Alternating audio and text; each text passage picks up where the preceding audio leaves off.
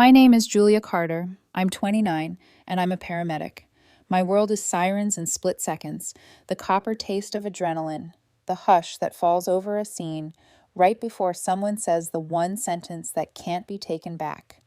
I meet people at their worst minutes and sometimes watch them become their best selves anyway. Strangers lace their fingers with a dying man's when the wife is still on her way. Kids hand me crayon drawings through the back doors of the rig like talismans. Crisis strips off the polish and leaves the raw truth behind. I used to think I understood that better than most, until the night the truth came for me wearing a white tablecloth and a glass of rosé. For 2 years I'd been with Ryan Blake, 30, handsome in the easy way that looks good on holiday cards. He was a solutions architect who could talk about roadmaps for 40 minutes without blinking. With me, he was gentle, almost reverent. He liked that I was steady. He said I made terrible days survivable just by standing in the doorway. I believed him. I believed in us. I believed that the quiet, ordinary love we were building could hold even when the sirens cut through the city and took me away in the middle of dinner. If there was a rough seam in the fabric, it had a name. Kate Miller, Ryan's ex-girlfriend, who, according to Ryan, had become a close friend after their breakup. The way he said close always sat oddly in my ear, like a picture frame hung a fraction off level. They had history, which is a soft word for a hard truth. They also had a ritual, a long lunch every Tuesday at a newer-than-thou restaurant called The Gilded Spoon, with a menu that pronounced at you. "We're better as friends," he'd say, and I'd say, "If it works for you," and then smile like I didn't notice when his phone lit up face down. I am not jealous by nature. Jealousy is noisy. The work I do taught me to prefer quiet, but there's a different feeling, older, colder, when your instincts tug your sleeve and whisper, "Watch." And I had been watching, even when I pretended I wasn't. On Tuesday, the sky turned the color of dishwater and refused to change. My shift bled into another when a pileup on the I-6 sent us chasing red brake lights into the rain. We triaged, packaged, transported. At 6:10 p.m., we turned the rig back toward base, both of us sour with exhaustion. I signed out, dropped my radio in its charger, and sat behind the wheel of my car with that familiar fog settling over my shoulders. How tired can feel like water you forgot to climb out of. I took the side streets home because I've seen too many people gamble with yellow lights and lose. Even careful doesn't always matter. A kid in a car with a lawnmower engine and tinted bravado rolled a red doing 40 and carved straight into the driver's side of my sedan. Metal shrieked. The world went skidding, hard stop, then dropped out from under me. I remember the smell first, hot and chemical, then the fear, finding my throat like a fist. I didn't cry. I didn't even swear. I checked. Fingers, feet, breath. Blood at my temple, stars in my sightline. Something electric and wrong burning up my left arm. When the sirens arrived, my crew moved like a lullaby I'd sung 1,000 times. They cut my door, braced my neck, slid me onto a board. I tried to make light of it. So this is what my haircut looks like under fluorescent truth. But my words wobbled. The ceiling lights rolled by like planets. St. Mary's Hospital swallowed me and spit me into a trauma bay, where strangers in blue called me honey and love and squeezed circles into my palm that I still felt an hour later. X-rays, a clean break of the left humerus. CT, concussion, no brain bleed. Lungs clear. Luck standing in the corner, smoking and shrugging like, "Don't make this a habit." "Do you have an emergency contact we should notify?" a nurse asked, damp curls stuck to her forehead. "My boyfriend," I said. It was automatic. Ryan Blake. Saying his name felt like pressing a bruise I didn't know I had. "He'll come." We called.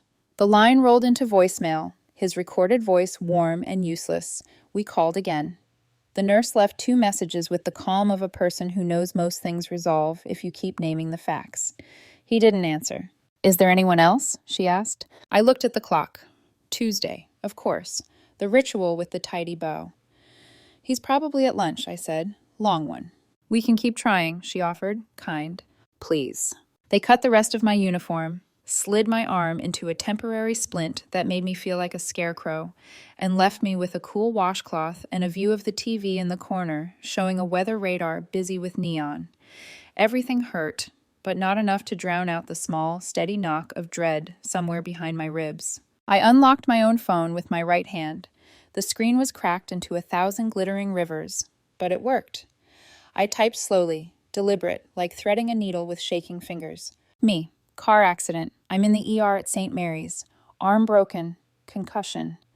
Can you come pick me up? My car is totaled. A minute, 2, 3. The dots came and went like a heartbeat that couldn't decide what to do. Then his reply bloomed onto the fractured glass. Ryan. Oh my God, Jules, that sounds awful. I'm so sorry to hear it, but I'm actually in the middle of a really important lunch with Kate right now. Can't just leave. Can you grab a cab? Text me later and let me know how it goes. I read it once, and everything inside me went quiet. So quiet, I could hear the fluorescent lights humming. I read it again, and the quiet sharpened. I thought of all the times I'd held a stranger's hand in the back of a moving ambulance because the stranger's person couldn't be found. I thought of the way children call for their mothers even when they're 36 and 6'2". I thought of the first rule we preach to our trainees until it's in their bones. You show up when it counts. The old cold instinct tugged my sleeve. Watch. No. Remember. A nurse came back in. No answer from him yet, she said softly, and I nodded like we were talking about the weather. She touched my shoulder, gave me the kind of smile adults give each other when there's a child in the room scared of thunder. I took a screenshot of Ryan's message, not because I needed proof. I understood perfectly, more perfectly than I ever had, but because I've learned that important truths deserve a record. Then I typed back one word, steady as a suture. Me. Okay. The word sat in the chat like a pebble in a glass, small and unignorable. I set the phone on my lap and let the hurt draw a clean line down the center of me. On one side, grief, humiliation, 100, what did I expect? As. On the other, something colder and surgical. There are moments when the choices other people make on your behalf carve your next step for you. He could not come to the hospital because Kate was telling a story he didn't want to miss. I have been called cruel for far kinder decisions than the one that arrived then. At the crash scene, an old friend had leaned into the ambulance, his badge damp with rain. Officer Dave Hanley, we've shared more midnights than either of us care to count. He'd said, your car's totaled, Jules. We'll get it towed. Who should we notify? Somewhere between the splint and the scan, I'd heard a nurse tell him we were still trying the boyfriend. I pressed call on Dave's number. He picked up on the first ring. Carter, he said, voice solid. How's the arm? Break, I said, humorous. The punchline writes itself. Concussion? Yep, no bleed. He exhaled, long. Good. We've been trying your emergency contact. No luck. I know where he is, I said, and tasted the clarity in my own voice. It tasted like rainwater and metal. He's at the Gilded Spoon, with Kate. It's their Tuesday thing. Dave went quiet for a beat, long enough to tell me he understood more than I was saying. You want us to go there, he said, not a question. I want the notification to be made, I said. In person, for the report. I let the words sit in their uniforms. The other words, the ones bleeding underneath, stayed where they belonged, inside my chest, where they could not be cross-examined. Another small beat. In it, the hospital felt incredibly still. Then, copy, Dave said. We'll dispatch a unit now. You focus on staying put.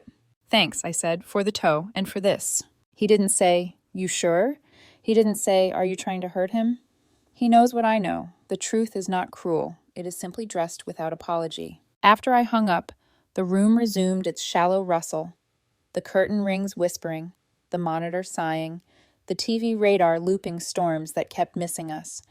I watched my own pulse read out in small, stubborn peaks. I thought about the way Ryan pronounced the word important in his text, as if syllables could become shields. I thought about the way Kate once told me, cheerful as lemonade, we're just better at supporting each other as friends. I had nodded then, cheeks warm, mouth tasting like nothing. Tonight, in a room knit from bleach and low voices, I understood the math of it. If someone can't leave a table for you when you are broken and alone under hospital lights, you have already been eating by yourself. A nurse brought me water and a paper straw that folded at the wrong moments. Someone from your crew is on their way to check in, she said. Do you need anything else? I'm fine, I said. It wasn't true, but it was accurate. Thank you. My phone sat face up, blank, then lit with a cascade of notifications that weren't his. Group chats, a coupon for detergent, an app telling me to stand up and stretch. I didn't move. I folded my right hand over the splint and breathed against the pressure. Slow in, slower out.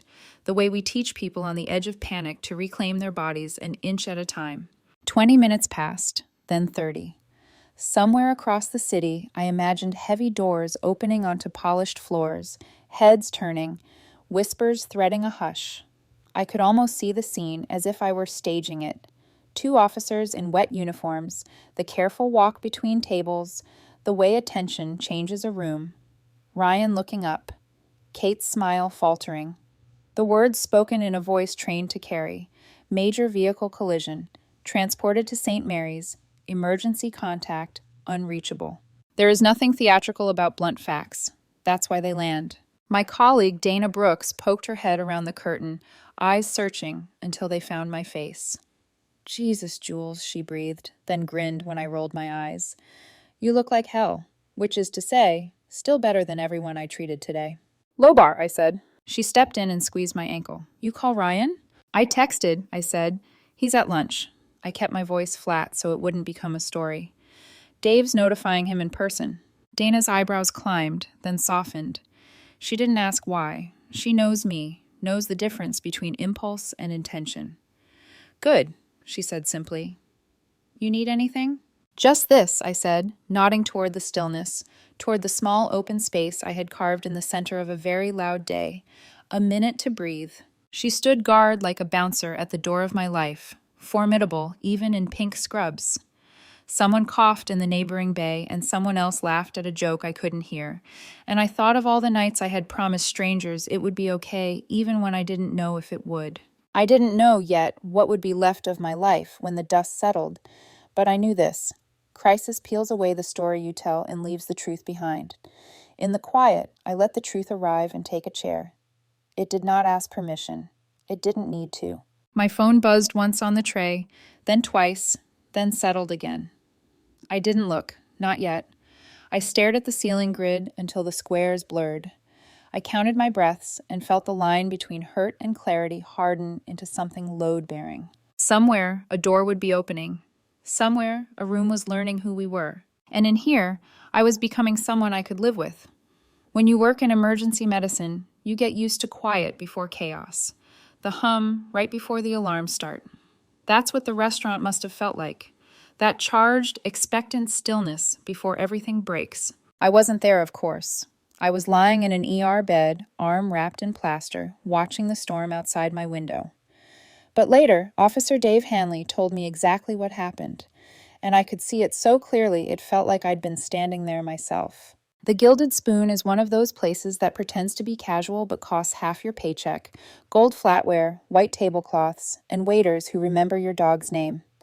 Ryan and Kate were seated at one of the glass front tables, right in the window, the display case for people who like to be seen.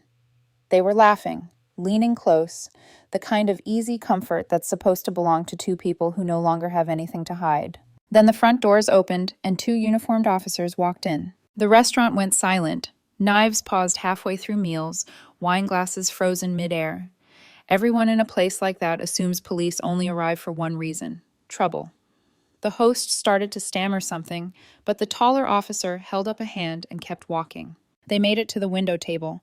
Sir, are you Ryan Blake? Ryan looked up, confused, still half smiling. Yeah? What's going on? We're here regarding a major vehicle collision involving your partner, Ms. Julia Carter. The officer's tone was steady, official, practiced.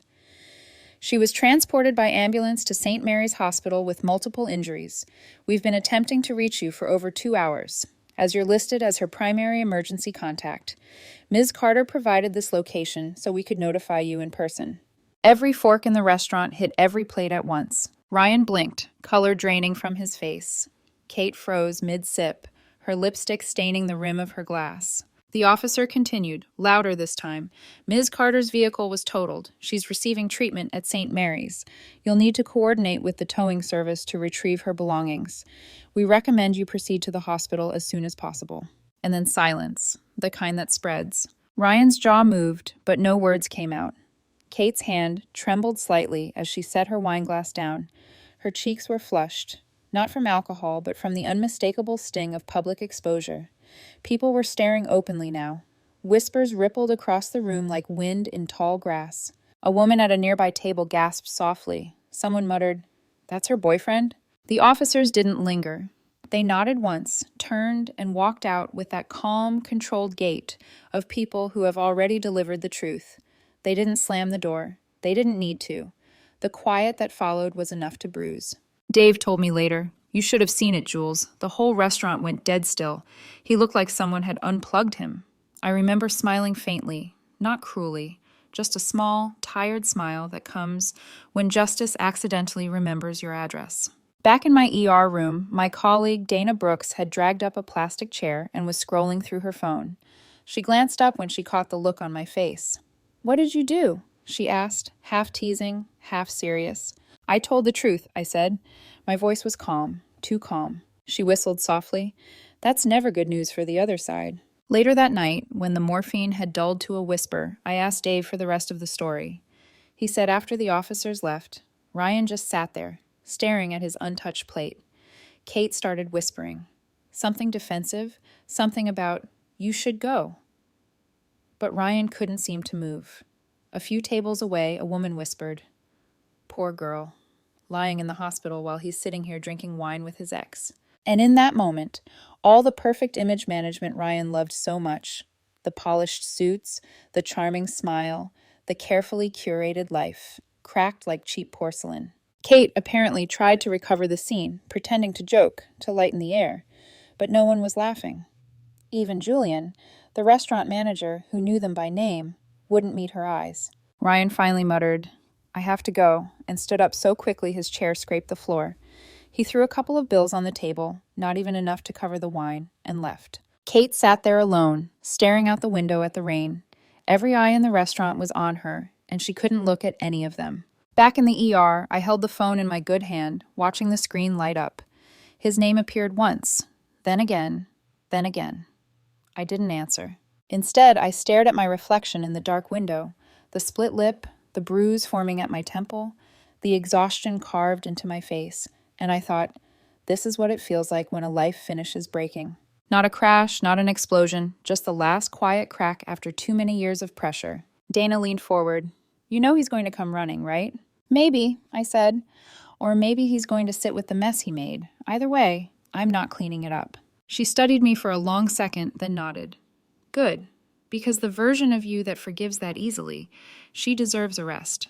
Hours later, when they moved me from the trauma bay to a recovery room, the storm outside finally began to break. The rain eased to a steady whisper against the window. I couldn't sleep. I just lay there, listening to the monitors beep their quiet rhythm, each tone like a metronome for the thoughts I was trying not to think. What would he say? Would he tell people I overreacted? That I made it public? That I humiliated him? Maybe he would. Maybe he'd believe it too. But the truth was simple. I hadn't humiliated him. He'd just been seen. And visibility is only painful to the guilty. The nurse came in around midnight to check my vitals.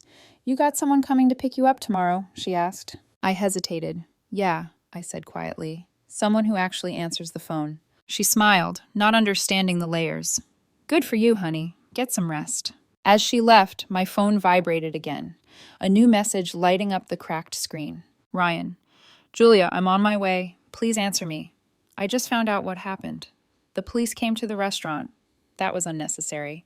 I was going to leave soon anyway." I exhaled a short, humorless laugh. Going to leave soon anyway. I set the phone face down and whispered to no one. Yeah, so was I.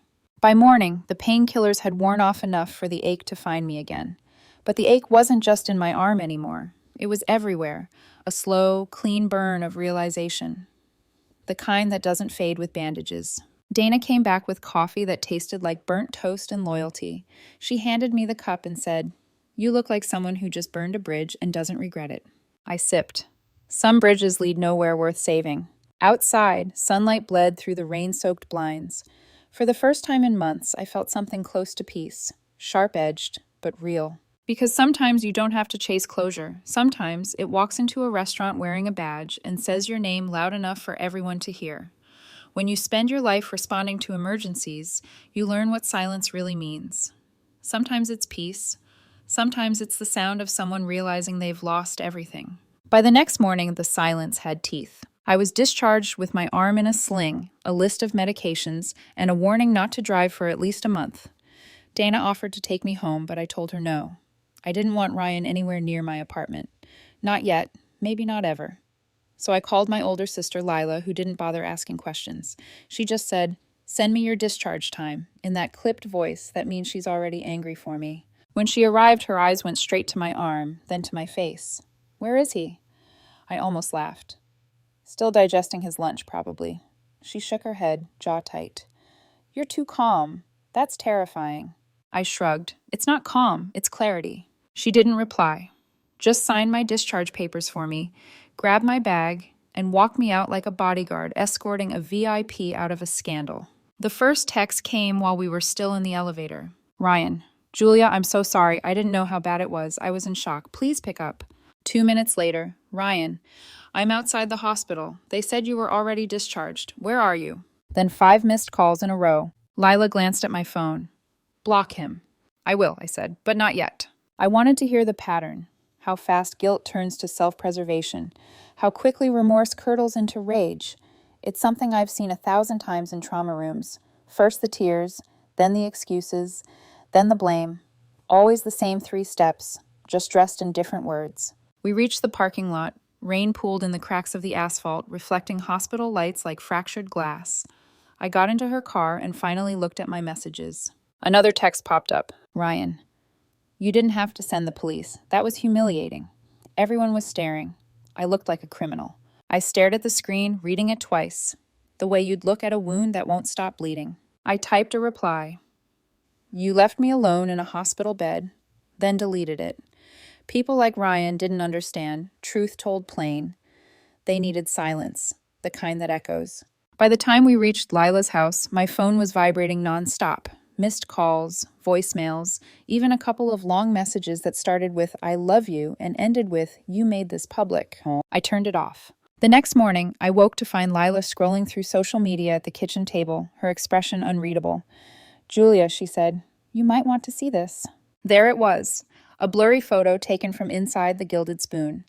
2 police officers standing beside Ryan and Kate's table, Kate's mouth open mid-sentence, Ryan frozen in place. The caption read, "When karma shows up with a badge." Hundreds of comments below it, some speculating, some laughing, a few defending me, others guessing at details. But one thing was constant. Everyone knew their names. Lila looked at me. "You did that?" I took a sip of coffee. "I didn't make the post." "That's not what I asked." I set the mug down.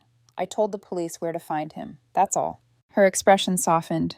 "You are ice." "I'm tired," I said. "Ice is what tired turns into." That afternoon, a new message came, from a name I didn't expect. Kate Miller. "Hey, Julia, I heard what happened. I swear I had no idea you'd been hurt. Ryan just told me after the police came. I thought he was leaving to pick you up right away. Please don't blame me for any of this." I read it 3 times. Every word was polished, perfectly measured, the kind of message written by someone who's practiced at protecting her image. I could almost hear her voice, that slightly performative sweetness she used around people she wanted to impress. My thumb hovered over a reply. Then I closed the message and locked my phone. That night, I sat in Lila's guest room with my arm throbbing in rhythm with my heartbeat. The painkillers dulled the edges, but not the thoughts. It wasn't just about the accident. It was about how fast he chose his comfort over my crisis. I remembered his exact words, "Can't just leave," as if loyalty were a reservation he couldn't cancel. I realized then that I had spent 2 years mistaking consistency for commitment. He always showed up on time, always texted goodnight, always said the right things, but that was just habit. Love isn't habit, it's choice. And when the test came, he chose himself. The next morning, Dana dropped by with breakfast sandwiches and the kind of face people make when they've been holding back gossip. "So you're kind of trending," she said. I sighed. That's not comforting. "No, listen, the post about the restaurant, it's everywhere. People are calling him Lunch Boy. Someone made a meme." I blinked. "A meme?" "Yeah," she said, grinning despite herself. "You're the paramedic who got abandoned by a boyfriend at brunch. You're basically a legend." I shook my head, half laughing, half horrified. Great, just what I wanted. Internet pity. Hey, if it makes you feel better, everyone's on your side. It doesn't, I said. I don't want a side. I want peace. Dana's smile faded. You'll get it. But first comes the noise. By day 3, Ryan had switched strategies. The guilt texts stopped. The anger ones began. Ryan, you had no right to involve the police like that. Do you know what people are saying about me? Ryan, you turned a misunderstanding into a public spectacle. How could you? Ryan, if you'd just answered your phone, none of this would have happened. That last one made me pause. It was such a perfect encapsulation of who he was, the kind of person who could cause a wound and then blame you for bleeding. I handed the phone to Leela. She scrolled through the messages silently, then pressed and held the screen until block contact appeared.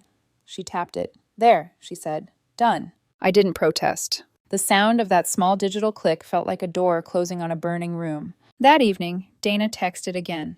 Want me to swing by and pack his stuff from your place? I've got time tomorrow. I stared at the message for a moment before replying. Not yet. I want to do it properly. Because if there's one thing I learned from watching lives fall apart for a living, it's that closure isn't something that happens to you. You build it yourself, piece by deliberate piece. And I was just getting started. By the end of that week, I had stopped waking up in panic. The ache in my arm was still there, but the ache in my chest had gone quiet. The kind of quiet that comes after a storm has spent itself. Lila found me sitting at her kitchen table with a notebook, scribbling lists. She raised an eyebrow. Please tell me you're not planning another police operation. Nothing illegal, I said. Just logistics. She leaned over to look. The list was titled Extraction Plan.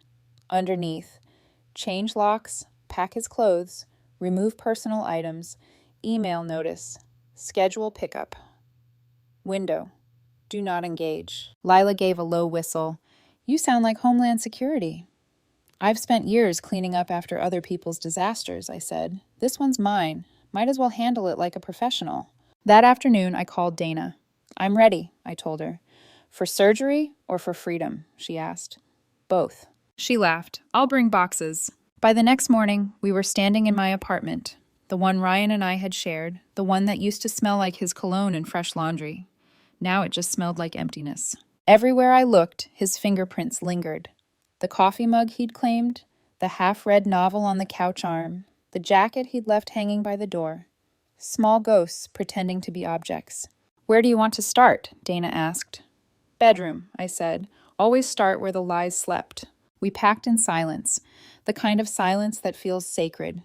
Every folded shirt, every pair of shoes, every photograph taken down from the wall was a piece of him being erased from my space, and from me. Dana held up a framed picture of the two of us at a friend's wedding.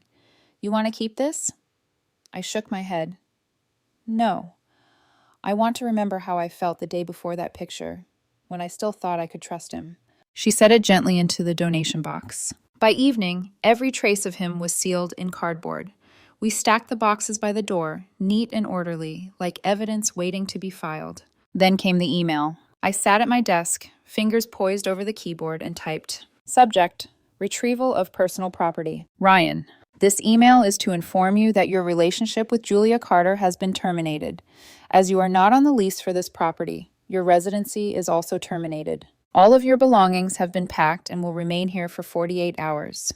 You may arrange a professional moving service to collect them during that time.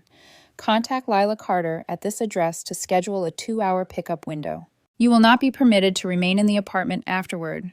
Any further attempts to contact me directly will be considered harassment. Julia. Dana read it over my shoulder. Cold, she said. Effective.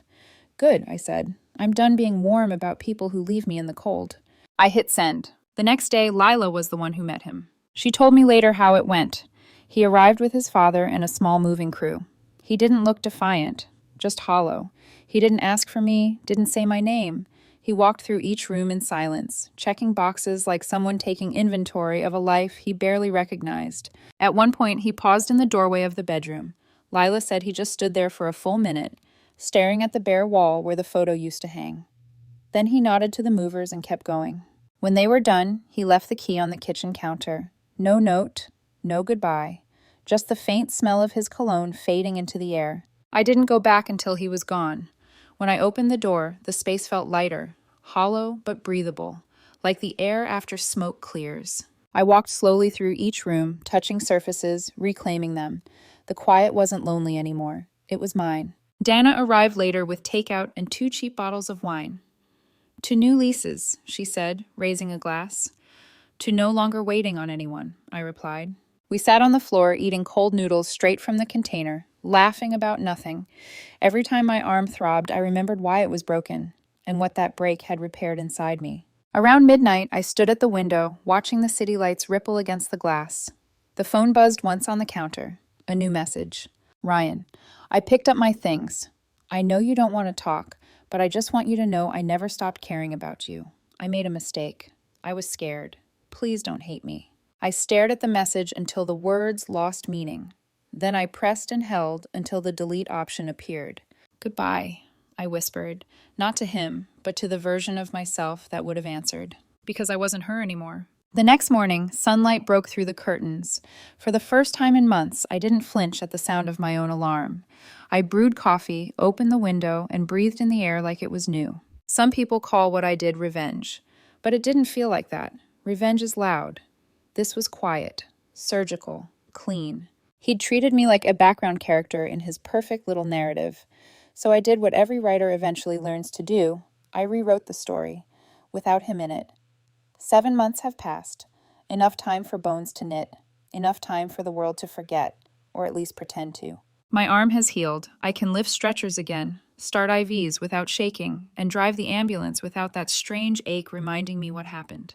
But scars don't vanish. They just change their language. Every once in a while, when the sirens wail and we speed through red lights, I catch myself glancing into the rearview mirror, not for traffic, but for ghosts. And sometimes I see her, the woman I used to be, the one who waited, the one who made excuses for neglect and called it love. She looks back at me for a moment, then fades into the flashing lights. At St. Mary's, the staff still joke about the paramedic who had her own trauma case. I laugh with them. It's easier that way. But the people who know me, really know me, understand that night didn't just break my arm. It broke the illusions I'd been living inside. Dana still rides with me on shifts sometimes. Between calls, we talk about everything except him. Once she asked, "Do you ever think about what you'd say if he showed up again?" I thought for a long second before answering. "I'd probably just thank him." She blinked. "For what?" "For leaving when he did, before the damage went deeper." She didn't argue. She just nodded and stared out the window at the blur of city lights. Word around town was that the Gilded Spoon incident became something of a local legend. People called it the lunch that ended a relationship. Apparently, even the staff still talk about it. The moment when the police came in and everything froze. One of the nurses showed me a meme someone made months ago. 2 officers standing over a fancy table with the caption, "If you won't pick her up, the police will." I couldn't help but laugh. Not because it was funny, but because it was true in ways the internet would never understand. Ryan Blake disappeared from the city a few weeks after the scandal broke. A friend told Dana he transferred to a branch office in Chicago. Kate stayed behind, but her shine didn't last. People whispered about her, the woman who laughed over rosé, while her ex's girlfriend lay in the ER. Even the ones who liked gossip found it hard to defend. It wasn't revenge, it was natural selection. One night after a double shift, I came home to a message request in my inbox. From Ryan Blake. The subject line just said, "I'm sorry." I almost deleted it unread, but curiosity won. "Julia, it's taken me months to figure out what to say. I panicked that day. I didn't realize how bad it was. Kate told me you were fine, that it wasn't serious. I should have gone. I should have been there. I think about it every day. I've lost friends. My job moved me out here, and I haven't dated anyone since. I know you probably hate me, but I want you to know I've learned my lesson. You always told me that people reveal themselves in a crisis. I guess you were right. I just didn't expect to be the lesson. Ryan." I stared at the message for a long time, the cursor blinking like a slow heartbeat. Then I clicked move to trash. Because he was wrong. He hadn't been the lesson. He'd just been part of it. The real lesson was me, learning that love doesn't mean waiting at a table for someone who won't stand up for you. A week later, I was back on night shift. A call came in. Single vehicle rollover on Route 9. We arrived to find a car upside down in the ditch, airbags deployed, driver dazed but alive. While the team worked, I crouched beside the woman in the driver's seat and took her pulse. "Hey," I said softly. "You're okay. You're still here." She gripped my hand, eyes wide with shock. "I thought I was dying." "You're not," I said. "You just got your second chance early." As we loaded her onto the stretcher, I caught my reflection in the window. For a moment, I saw the ER again. The broken glass, the message, the way the truth had unfolded. But this time, I didn't feel anger. I felt something gentler. Gratitude. Later that night, when the city was quiet and the streets were slick with rain, I drove home past the Gilded Spoon. It was still open, the same gold lettering on the glass, the same warm light spilling onto the sidewalk.